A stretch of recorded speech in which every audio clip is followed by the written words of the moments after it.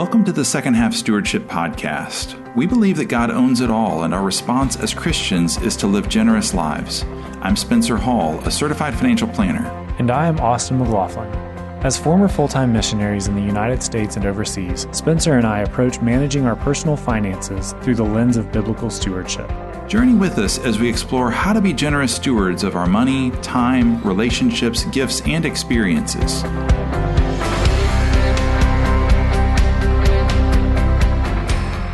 All right, well, we're so glad that you have decided to continue listening in and continue joining us as we journey through this idea that God owns it all, that we are His stewards, that He owns everything, and we get to respond to Him in faith with our money. Mm-hmm. And as we think about it right now, where we've been is we're looking through this framework of live, give, owe, and grow. Mm-hmm. The ways that we can use our money. So we can either use it to live, mm-hmm. our daily expenses, our food, our clothes.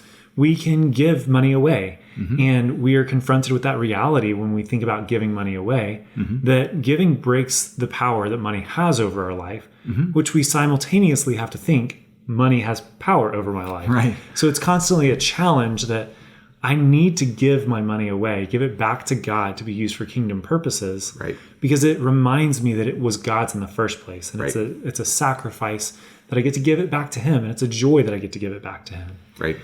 But then we talked about another challenging part of money, and that's mm-hmm. that owing debt makes us a slave to the lender. Right. Like Proverbs says, if I am borrowing money from somebody else, mm-hmm. I am chained to pay that person back. So we've gone through those first three uses of money, live, give, owe. We'll get to grow in our next episode. Mm-hmm. But today we're going to talk about owing taxes. Ooh. One of everybody's favorite subjects, something we can't avoid. Yeah. But Spencer, you want to talk us through this a little bit? Yeah, so what we're going to do is go from a provocative angle that actually we need to rejoice when we pay taxes. Are you sure?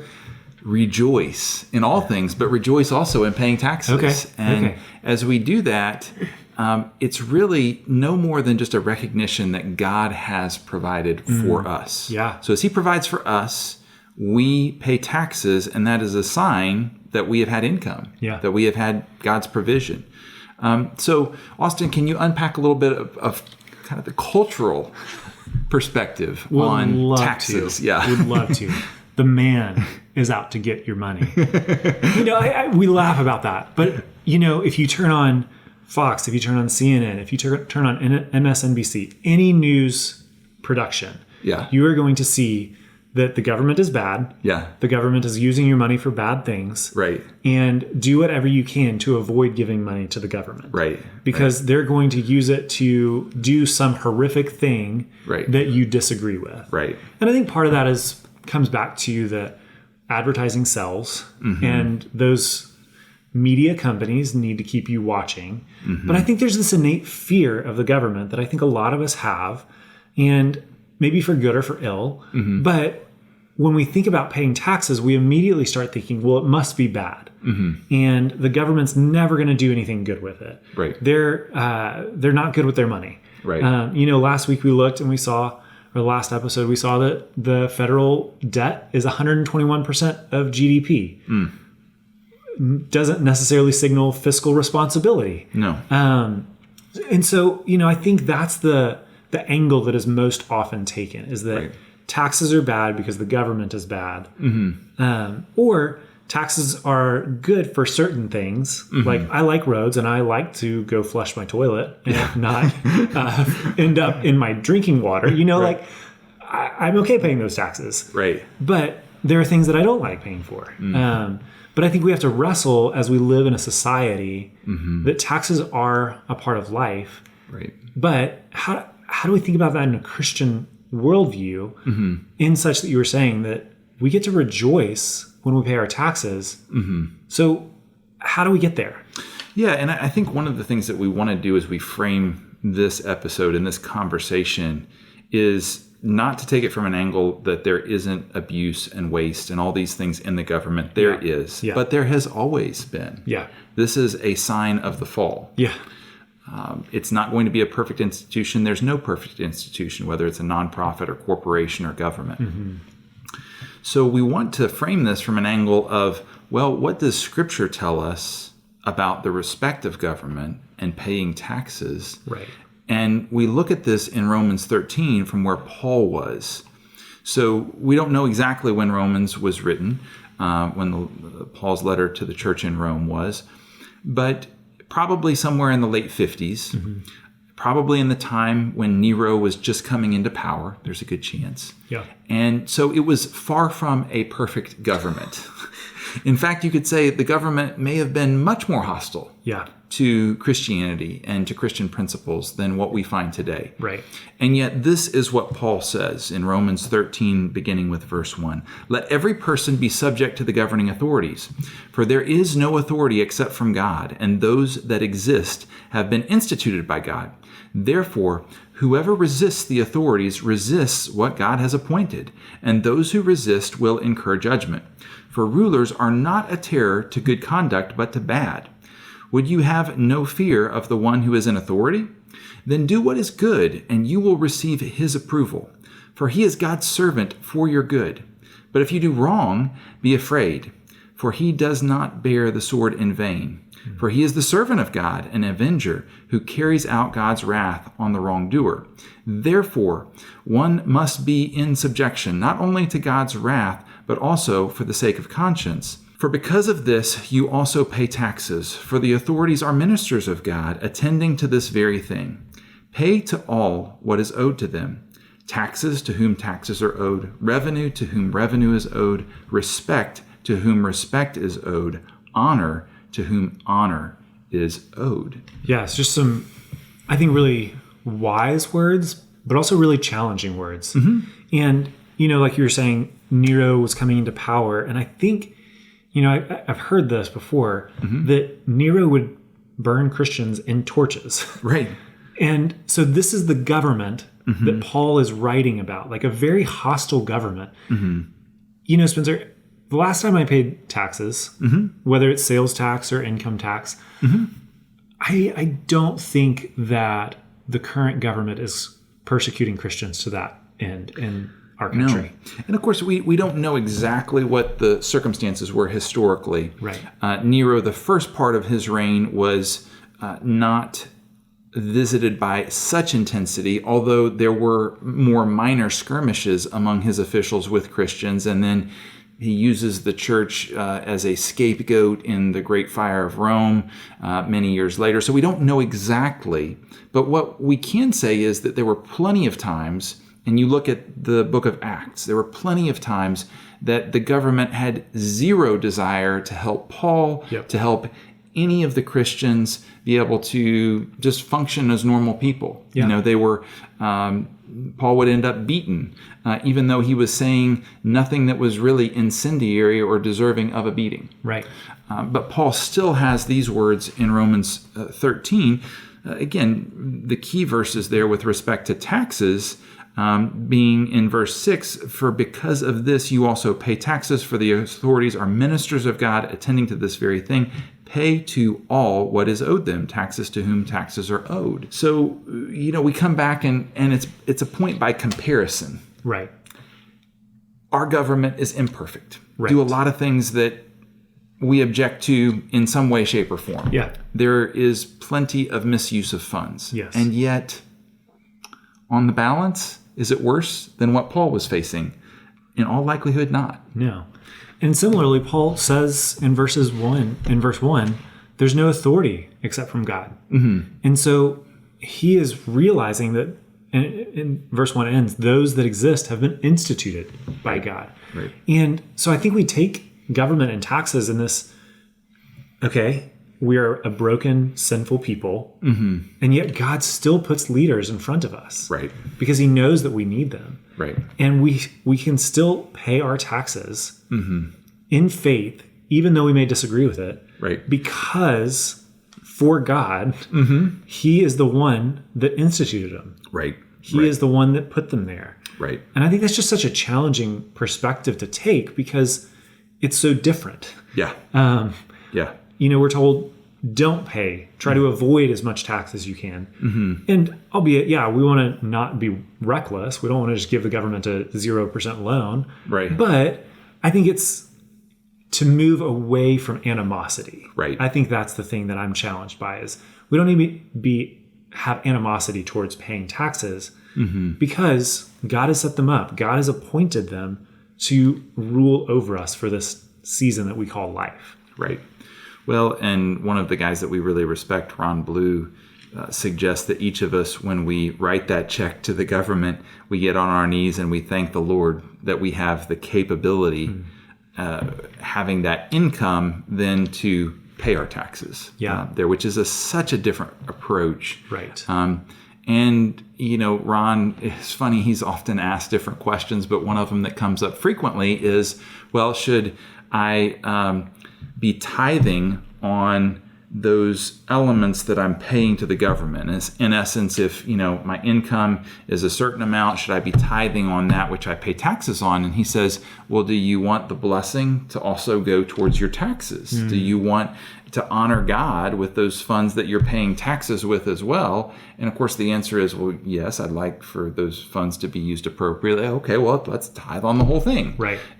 Right there. So it that whole perspective can, if we let it invade our mindset, we can be praying for the government, not just that the leaders that we'd like to see elected are elected, but we can pray for wisdom for our leaders. We can pray for them to be wise stewards and to care for all kinds of different things that they need to as officials. Yeah. Well, it just brings up that scripture, like you were saying, I think it's from Proverbs, honor the Lord with your wealth and the first fruits of all your produce.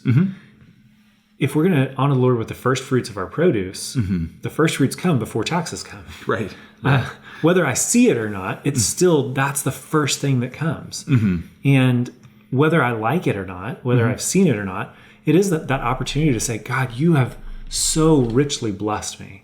Whether it's $1 million or whether it's $10, like we get to see that God is the one that provides. Right. And so our faith says, yes, I will give back. I will celebrate that, God, you have provided abundantly for me. Right. And like we talked about last week in some of those debt mentalities, if God is our provider, then we can trust him. We don't have to go seeking and grabbing for ourselves. And I think that's similar with taxes. It's like, I can trust that God, through what he has provided for me, is going to be empowering the people that he has raised up to lead in such a way that at some point, some of those monies are going to go to people that need it. And so, we looked a little bit into how some of the ways that our governments are spending money. So you want to take us off there a little bit? Yeah, and as we do this, we'll first go back to the Roman government, and again position our government against the Roman government, because I think it's helpful when we think about Romans 13. The Roman government, essentially the biggest expense that they had was paying for the army. And making sure that they had enough to give to the army to continue to expand territory. Now, the army was ruthless. Yeah. Crucifixion was invented by the Romans. Yeah. Perhaps the most horrible way that you could die that's ever been known. Yeah. That was invented essentially by the Roman army to be able to show what happened to people who opposed them. So not at all a Christ-like way to deal with your adversaries. No. So that was the biggest expense. They also paid for the governing authorities' lifestyles. Sometimes were lavish. You think about the emperors. You think about the different folks like Pontius Pilate in the scriptures, or King Herod, just the way that they lived. Now, our authorities are paid for their work. But if you look at the payment that we make for a House of Representatives or senator or even the president, we pay them well. Yeah. But we don't pay them anything like a differential that Caesar or one of the high officials would have received at that time. Totally. So much more on a percentage basis, you would see their lifestyle supported. They also had gladiatorial games. I mean, they're organizing games to kill people in front of others. Right. Now, of course, on the other side of things, they did build roads and bridges and canals and all those kinds of different pieces. And there was an amount of order that was maintained by, the soldiers who were equivalent of policemen at the time. So there's some good things there as well. Yeah. But as Paul's writing this, and as he's telling the church in Rome to pay their taxes, he's got to have all these pieces, in the background. Yeah. So as we pivot and we go towards what we see just from the high level of research and the stats that we'll share, I think you'll see that there's actually a lot more opportunity for God-honoring activities, redemptive activities than, what the government in Rome was instituting. So, maybe I'll hit the federal budget, and then Austin, I'll kick it over to you for the state side of things. But federal budget in 2022 spent about $6 trillion.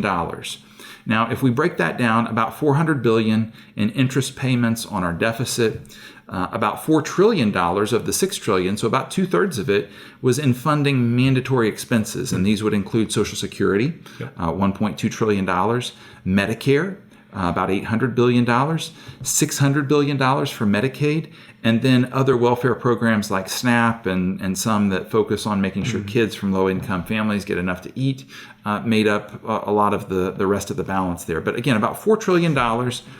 If you think about half of that being Social Security and Medicare, those are two remarkably popular programs. Absolutely. Now, again, are they perfect? No, but they do a very good job of helping us to take care of our elders. Yeah. On the healthcare side of things, and then on the income side of things. Could Medicare be better? Absolutely. Yeah. But it's very biblical to care for our elders. Yeah.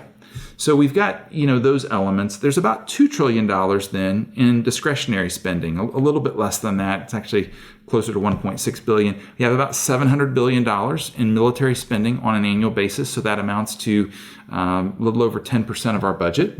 And then we've got all kinds of other programs from education to housing, health and human services, Department of Energy, so on and so forth, which makes up a much smaller fraction of our federal budget. Right. Important programs, especially, in our neck of the woods in East Tennessee, the Department of Energy, spending pours billions of dollars into East Tennessee each year through, Oak Ridge National Lab, Y-12 Security Complex, and some other institutions there. Yeah.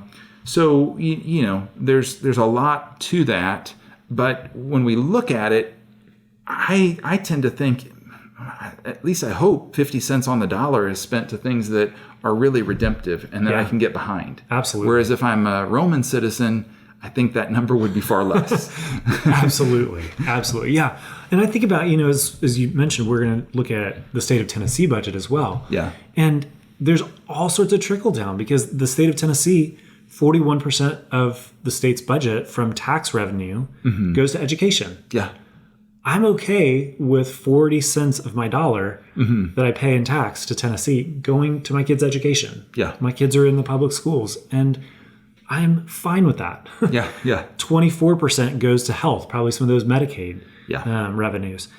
Again, the reality that 24 cents of my dollar goes to a low-income family that can then receive health care, like I'm okay with that. I'm actually great with that. I will sign that off every day. Right.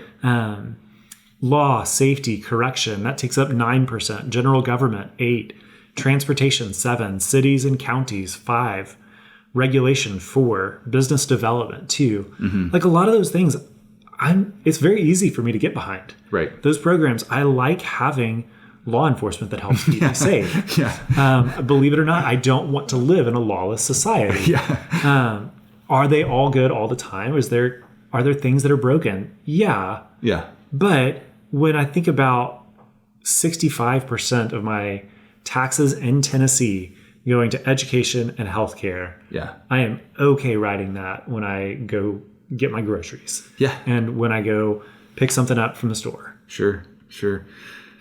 So, again, there are ways that we could look at the amount of misuse of funds or graft or other things. Those have been around since the fall. They have. Since the first government, sadly. And they'll always be around. There's no way until Christ returns, there's never going to be a way that we get away from government corruption and misuse of funds. Right.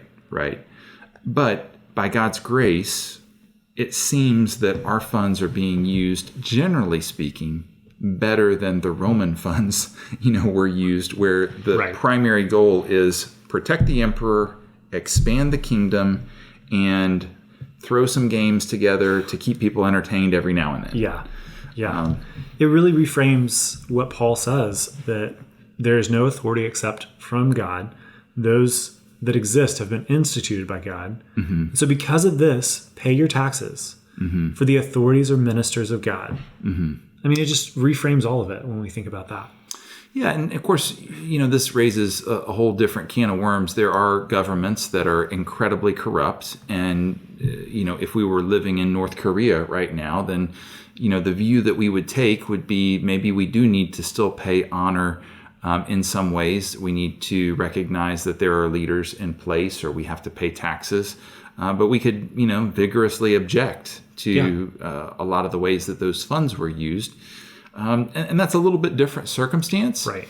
And authors and scholars have grappled with how we deal with Romans 13 with respect to, who God puts in place. But we do believe still Romans 8:28 and following, that he works all things together for the good of those who are called according to his purposes. Right. And particularly in our culture, in our country, we have a lot to be thankful for there, despite all of our challenges and our problems that we see day to day. So we come back to that idea. Again, it's a provocative idea that we can give thanks for the capacity that we have to pay taxes. Right. I don't love writing the check. Do I think that I could give charitably to an institution that could do better than the government? Yeah. And I'm not going to leave the IRS with a tip, if at all possible. At the same time, I'd like to believe at least 50 cents on the dollar, and maybe, far more than that, is going towards purposes of caring for neighbors and doing things like improving roads and other core functions. Right. Well, as I think about this, the one thing that keeps coming back into my mind is, what is my posture? Yeah. Because I am one person of 300 million in the United States. Right. I'm not going to be able to make wholesale changes. Right. So either my posture towards the government and towards paying taxes can be very standoffish, keep it at arm's length, and just be constantly bitter and disgruntled about it. Right. And I don't see anywhere in Scripture where God says, let the root of bitterness rise up. I'm fairly certain that it says, let no root of bitterness take root. Right. And so I don't think it does me any good to hold that at arm's length and just get frustrated and upset. Right. I think we live in a tension and we say, I don't like everything, but I can still celebrate that God is good, that he is generous, that he is kind, that he has provided abundantly for me. And so the posture of my heart needs to be one of thankfulness and submission, that God is God, I am not, he owns it all. Right. And that one of the ways that I get to use my money, not that I can use my money, I get to use my money, is I get to pay taxes. Right. And I get to celebrate that Jesus is still king. Right. And as we open our hands and as we release our lives and our resources to him, it strikes me as well that we can chafe against the regulations. We can chafe against the requirements sometimes. Even, in our home here, we wanted to add on and wanted to add a room and a bathroom. We knew that we were going to be adopting a child, or felt like that was the reason, that was the direction that the Lord was calling us. And so we live in a historic district here, and so we had to go through some extra hoops to get the architectural plans approved. A friend who's an architect, Matthew Cox, had drawn up some plans, and we originally planned to have 2 rooms. Well, they came back and they said, this isn't going to work with the historic area. You need to have a smaller footprint. And at the start, I just chafed at that. I said, why are you telling me what to do? So I wrestled with the Lord, I remember, for a couple of days on this, and just wanted to still just plow through and figure out a different way. Right. But as I came back and had the conversation with Matthew, what we realized was we just needed to combine 2 rooms, make the footprint a little bit smaller, go back to the Planning Commission. And so what that regulation, actually the outcome was that we were more efficient. It probably saved us about $20,000 in terms of the build. And it really didn't slow things down in a material way. It slowed it down a couple of weeks. But it was for our good. Yeah. And so sometimes, even when we have things like taxes or regulations or things that we've got to interact with the government and we don't think that necessarily God is in it, sometimes he's using those institutions to say, hey, just slow down. Absolutely. Just slow down and release this. Open your hands, release it to me, and we'll see where things go. Yeah. But that posture of humility as we pay taxes, as we interact with the government, I think is a critical one to help us to grow. Yeah. Yeah, and I think that comes back to this idea of stewardship. In stewardship, again, God owns it all. Yeah. And we are simply stewarding, we're managing the resources that he's given us. Right.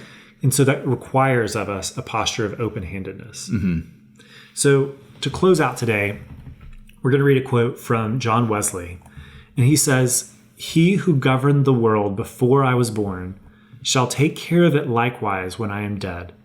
My part is to improve the present moment." And I think that just summarizes what we've been talking about so well. God is the one that governed the world before I was born. He's going to take care of it likewise when I'm dead. And my part, I play a very small part while I am here, but improve the present moment. Right. Be the light of Christ to those around me. Right. Show a different perspective about taxes and debt and giving. And God is still on the throne. Right. And that gives me great comfort. Yeah. Rejoicing in the Lord always, Yeah. We go back to what Paul says as just a general posture for our lives. Yeah.